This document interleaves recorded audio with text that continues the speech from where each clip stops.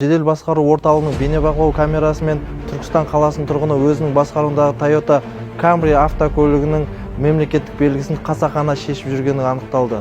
Құқық бұзушы Түркістан-Шымкент бағытының тас жолының 82 шақырымында орналасқан жылдамдықты өлшеу камерасынан өткен.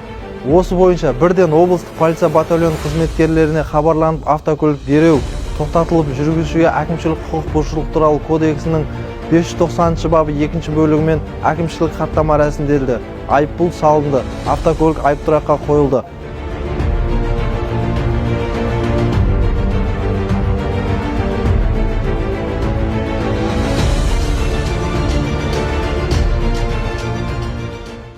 Құрметті облыс тұрғындары мен қонақтары, көлік басқарғанда заң бұзушылықтарды қасақана жасаудан аулақ болып, жол ережелерін қатаң сақтауды сұраймыз.